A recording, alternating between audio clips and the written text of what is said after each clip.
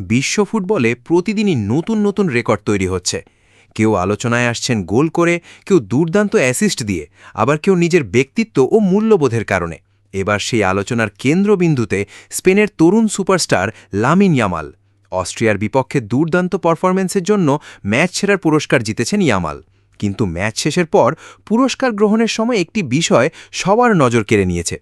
সামাজিক যোগাযোগ মাধ্যমে ছড়িয়ে পড়া ছবিতে দেখা যায় ইয়ামাল এমন একটি player of the match trophy ও ব্যাকড্রপের সামনে দাঁড়িয়েছেন যেখানে স্পন্সর হিসেবে থাকা বিয়ার ব্র্যান্ডের লোগো নেই।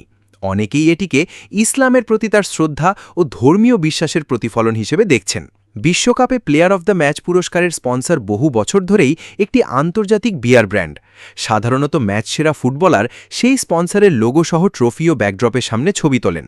তবে অতীতেও দেখা গেছে কিছু মুসলিম ফুটবলার কিংবা ব্যক্তিগত কারণে অ্যালকোহলের প্রচারণার সঙ্গে যুক্ত না হতে চাওয়া খেলোয়াড়দের ক্ষেত্রে স্পন্সরবিহীন সংস্করণ ব্যবহার করা হয়েছে। সেখানে শুধু ফিফা এবং superior player of the match লেখা থাকে, কোনো বিয়ার ব্র্যান্ডের নাম বা লোগো থাকে না। এই বিষয়টি প্রথম বড় আকারে আলোচনায় আসে 2018 রাশিয়া বিশ্বকাপে। মিশরের গোলরক্ষক মোহাম্মদ এল শেনাউই সৌদি আরবের বিপক্ষে অসাধারণ পারফরম্যান্স করে ম্যাচ সেরার পুরস্কার জিতেছিলেন। পরে তার জন্য স্পন্সরবিহীন ট্রফি ও ব্যাকড্রপ ব্যবহারের ঘটনা বিশ্বজুড়ে ব্যাপক আলোচনার জন্ম দেয়। এবার সেই একই ধরনের দৃশ্য দেখা গেল লামিন ইয়ামালের ক্ষেত্রেও।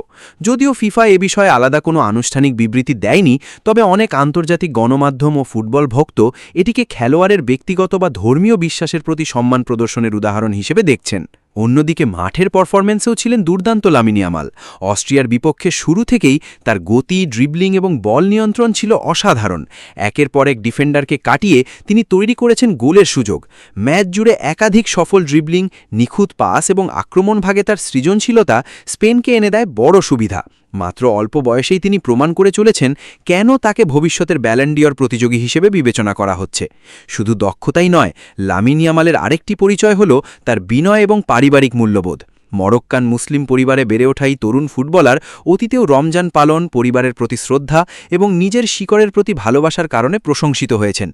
মাঠে তিনি একজন ভয়ঙ্কর উইঙ্গার, কিন্তু মাঠের বাইরে তিনি এমন একজন মানুষ যিনি নিজের বিশ্বাসকে গুরুত্ব দেন।